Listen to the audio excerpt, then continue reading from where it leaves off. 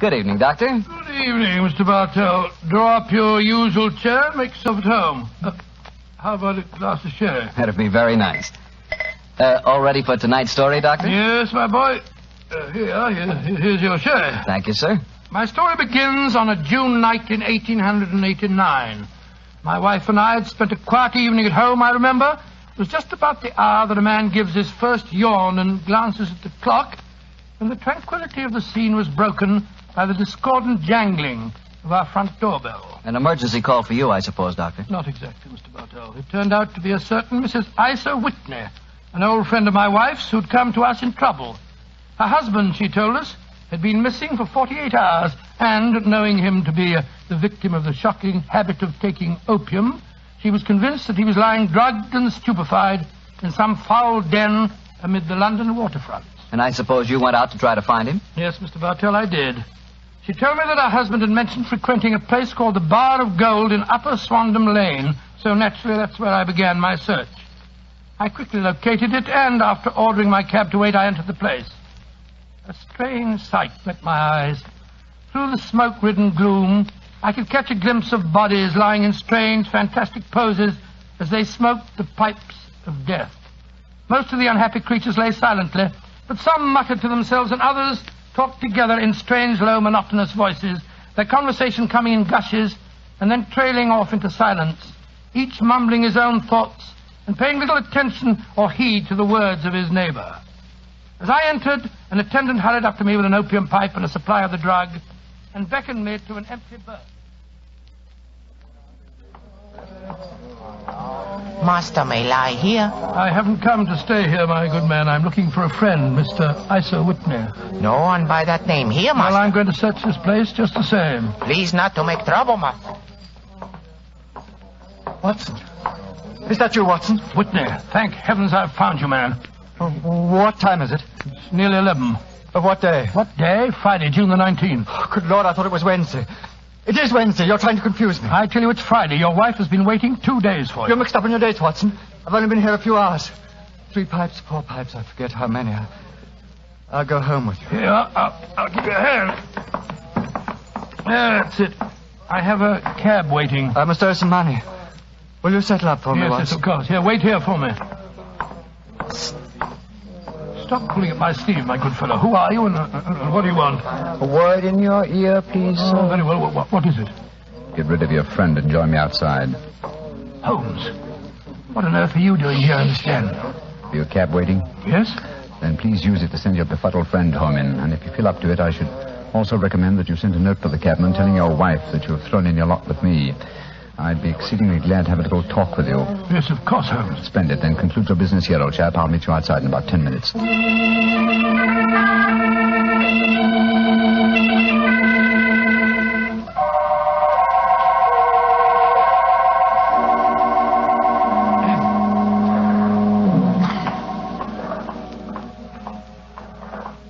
on earth is he? It's nearly...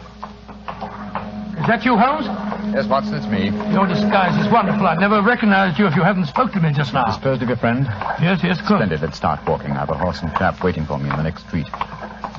Oh, what on earth were you doing in the Bar of Gold, Holmes? Trying to get news of a missing man. You see, I'm in the midst of a very remarkable inquiry, and I'd hoped to get a clue from the incoherent ramblings of those poor devils back there. There's the horse and trap under the street lamp on the corner. You'll come with me, Watson? Yes, of course, if I can be of any use. A trusty comrade is always of use. My room at the Cedars has 2 beds in it. The Cedars? Yes, that's Mr. Neville St. Clair's house and our present destination. It's near Lee in Kent, about 7 miles from here. I'm using it as a headquarters while I conduct my inquiries. Evening, Mr. Holmes. Everything all right? Yes, thank you, John. Get in, Watson. Right, John. I shan't need you any more tonight, John. Here's half a crown for you. Look out for me tomorrow about 11. Right you are, Mr. Holmes. Good night, gentlemen. Good night, John. Go on, get up. Well, Holmes, if we have a 7-mile drive ahead of us, perhaps you'll tell me about the case that you're working on. With pleasure, old chap. But first, take the reins for a few minutes, will you? I want to remove my makeup and take off my wig and be comfortable. After that, I'll tell you why we are headed for the Kentish countryside at this hour of the night.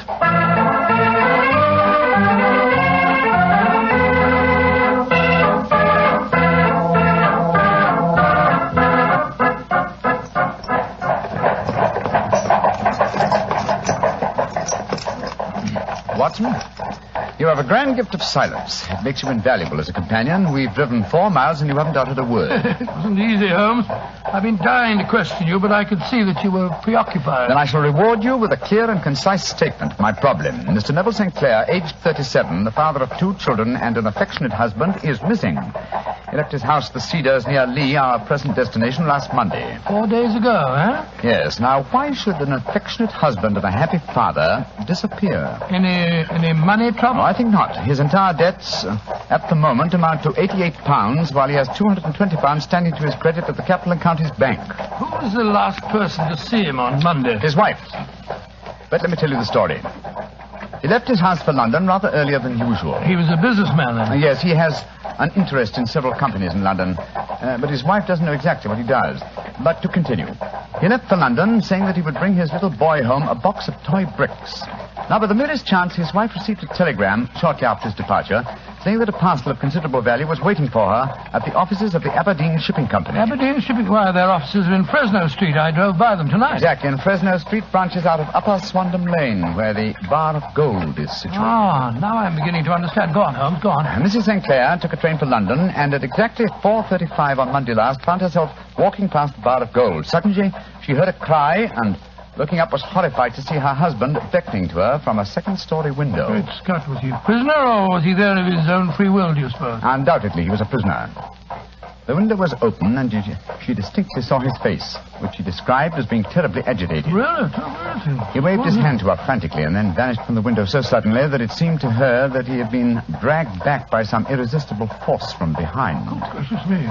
One singular point which struck her quick feminine eye was that although he wore the coat he had left for London in, he wore neither collar nor tie. Well, what did she do? Rushed down the steps into the Bar of Gold and attempted to go up the staircase leading to the second floor. I suppose that Oriental fellow that I talked to tonight stopped her. Exactly. In fact, he pushed her out of the door and slammed it after her. She rushed down the lane and a few moments later was lucky enough to meet a sergeant and 2 constables. She took them back with her to the Bar of Gold, of course. Yes. They went with her to the room in which Neville St. Clair had last been seen. Of course, there was no sign of him. In fact, on the whole floor, there was no one to be found except a hideous, deformed beggar who seemed to live there. From what Mrs. St. Clair told me, it appears that the sergeant conducted the examination quite intelligently. You saw your husband at this window, Mrs. Sinclair? I'm positive, Sergeant. And Alaska swears no one's been upstairs this afternoon. Well, he's probably lying. But let's see what this cripple fellow has to say for himself. Here, you. What do you want with me? I ain't done nothing. Now, you heard what this lady said. Did you see your husband go in this room a few minutes ago? I didn't see nobody, and I've been here all the afternoon. You live here? Yes. And you swear on oath that no one's been in this room for the last few hours? Yes, I do. Mrs. Sinclair, I know that you think you saw your husband, but don't you suppose... Look on the table. Just a wooden box, Mum. But I know what's inside it. There, see? Oh, it's a lot of wooden bricks like kids play with. My husband came to London today especially to buy them for our son. You can't disbelieve me now, Sergeant. Don't think I can, Mum. I'll take another look round. Where does this door lead to? My bedroom. Yeah, you won't find nothing in there. Oh, we'll look just the same. Hello. There's bloodstains on this window ledge. Fresh bloodstains. How do you account for that? Well, I don't know nothing about it. And the window overlooks the river, just where the water's good and deep, too. Nice place to tip a body out. Here, come here, you. Yeah, I ain't done nothing. You've got bloodstains on your right sleeve. What do you got to say about that? Well, I cut my finger, see? And then I went and opened the window later. That's how the blood got there. Did you think I was born yesterday? Let's have a look in this chest of drawers. Hello. Hello, whose clothes are these? Pair of trousers, socks, shoes, hat, everything except the coat, eh? Mrs. Sinclair, will you come in here, please, Mum? What have you found, Sergeant? These clothes. Are they your husband's, Mum? Yes. Yes, they are. What's happened to him, Sergeant? I'm afraid he's met with foul play, Mum. And this man knows what happened, only he won't talk. I don't know nothing, I tell you. No, don't you? Well, I arrest you in the name of the law, and I warn you that anything you say... And so, Watson, the sergeant arrested this crippled beggar. No, I'm not surprised. What have they been able to find out about him? Surprisingly little. His name is Hugh Boone. And he's a professional beggar, quite a successful one, I gather. His pathetic appearance attracts great sympathy.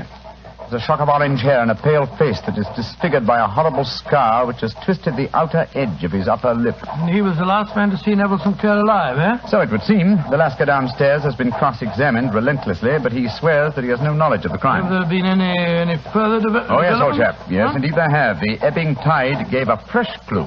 You mean St. Clair's body was washed out? No, his coat. What? With every pocket stuffed with pennies and halfpennies. 421 pennies and 270 halfpennies, to be exact. There's no wonder that it had not been swept away by the tide. But a human body was a different matter. Yes, there's a strong eddy between the house and the wharf. It seems likely that the weighted coat had remained when the stripped body had been carried away into the river. Well, the other clothes were found in the room. Why would the body be dressed in a coat alone? We can only surmise, old chap, but supposing that this man Boone had thrust Neville St. Clair through the window and into the river, what would he do then? Try and dispose of the telltale garments. Yes, that would be logical, wouldn't it? He would seize the coat and be in the act of throwing it out of the window when it would occur to him that it would float and not sink. So he loaded the pockets with coins to make it sink. Quite so. Yes, of course. But he has little time, for he has heard the scuffle downstairs when Mrs. St. Clair tried to force her way up. He only succeeded in getting as far as throwing the coat out when the police arrived on the scene. Well, that seems perfectly feasible. Well, it'll do as a working hypothesis anyway. Neville St. Clair disappeared on Monday, and yet we still don't know what he was doing in the opium den. What happened to him when he got there, or where he is now? Oh, what Hugh Boone, the beggar with the twisted lip, had to do with his disappearance. Here we are at our destination. Well, there's a light burning. Mrs. St. Clair must be waiting up for you. Yes, poor woman. I hate to return here with no news of her husband, but she's being brave, Watson, extremely brave. We must do everything we can to comfort her.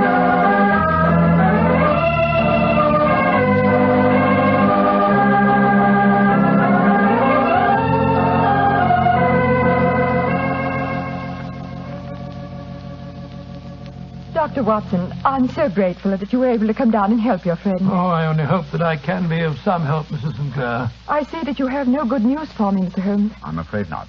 No bad. No. Thank heaven for that. Mr. Holmes, tell me honestly, do you think that Neville is still alive? Well, Frankly now. Frankly, then I don't. You think he's murdered? Oh, I don't say that, but perhaps you see... And on what day did he meet his death? On Monday. Then perhaps, Mr. Holmes, you can explain how I received a letter from him today. What? Well, where is the letter, madam? Here. Let me see it. This is very crude writing on the envelope. Surely it's not your husband's hand? No, but the writing in the letter is. Uh-huh. This letter contained an enclosure. Yes, there was a ring. His signet ring. What does the letter say, Holmes? Dearest, do not be frightened. All will come well. There is a huge error which it may take some little time to rectify. Wait in patience. And it's signed Neville. Mm-hmm. Written in pencil on the flyleaf of a notebook. No watermark. Posted today in Gravesend by a man with a dirty thumb. Mm-hmm. And the flap has been gummed, if I'm not mistaken, by a man who has been chewing tobacco. My husband must be alive, Mr. Holmes. This might be a clever forgery to put us off the track. But the signet ring.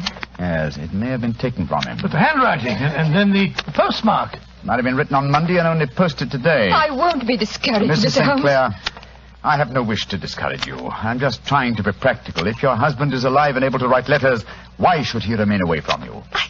I can't imagine. He made no special remarks before leaving on Monday? No, none. Except to say that he was going to buy the wooden blocks.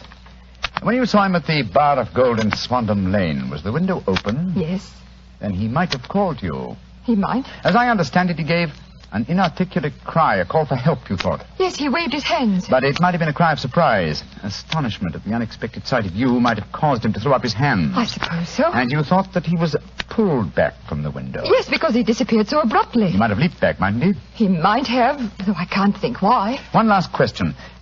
Had your husband ever shown signs of, taking opium? Why, no, never, Mr. Holmes. I'm certain the idea would have revolted him. Thank you, Mrs. St. Clair. Those were the principal points I wanted to be clear on. And now, Watson, I suggest we retire for the night. We may have a busy day ahead of us tomorrow. I hope you both sleep well. Good night, Mr. Holmes. Dr. Watson. Good night, Mrs. St. Clair, and keep up your courage. Good night, Mrs. St. Clair. We must hope for the best. The clouds seem lighter, though I should not venture to say that danger is over.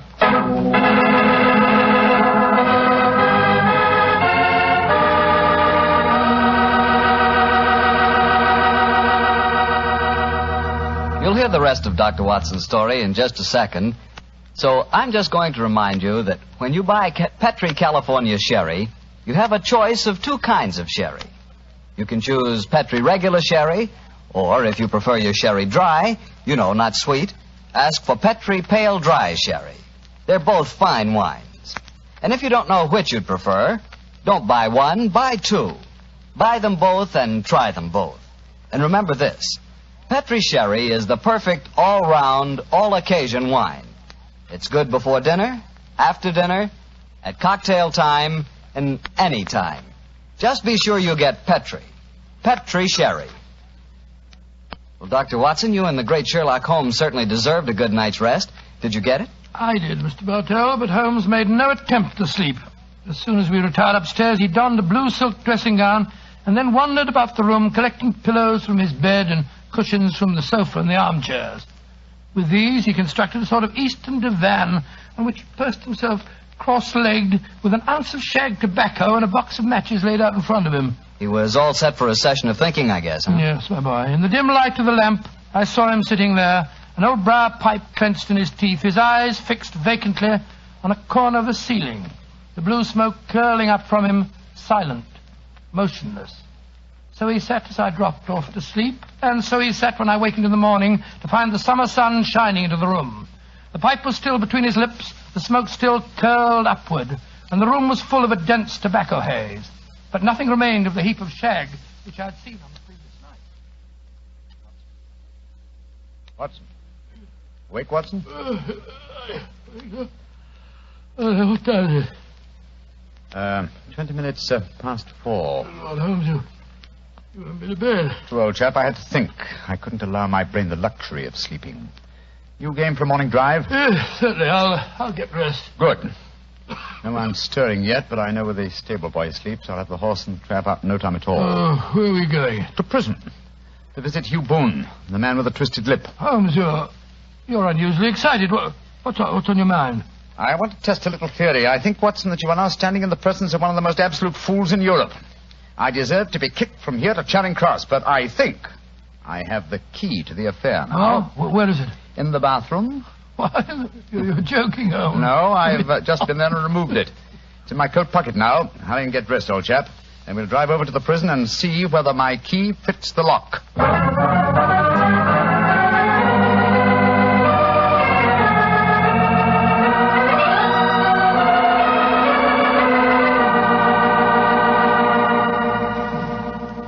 Well, good morning, Mr. Holmes. Dr. Watson. Good morning, officer. Good morning. Well, you're a couple of early birds, and no mistake. Yes, Constable. We're searching for the proverbial worm. Who's on duty? Inspector Bradstreet, sir. Oh. Oh, here he is now. Good morning, Bradstreet. Oh, hello, Mr. Holmes. Good morning, Doctor. Good morning, Inspector. What can I do for you, gentlemen? We called about Hugh Boone, the beggar man who is charged with being concerned in the disappearance of Mr. Neville St. Clair. You have him here? Yes, Mr. Holmes. He's in the cells. I'll take you to him. Follow me, will you, gentlemen? Thank you. Well, what kind of a prisoner has he been, Inspector? Oh, he hasn't given us any trouble, but he's a dirty devil. It's as much as we can do to make him wash his hands. His face is as black as a tinker's. So he has an aversion to washing, has he? Yes, Mr. Holmes. Well, once his case has been settled, he'll have a regular prison bath, and when you see him, I think you'll agree with me that he needs it. Well, here we are. This is his cell. He's still asleep. Good Lord, what a filthy, repulsive-looking fellow. Yes, he's a beauty, isn't he? Want to go in, Mr. Holmes? Please, Inspector.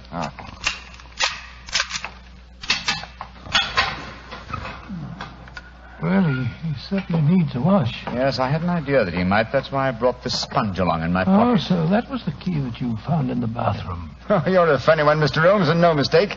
What did you bring a sponge along for? I'll show you. Is there any water in this cell? In the jug on the table there. Yes. I soak the sponge in the water so, and then apply it to the prisoner's face, so.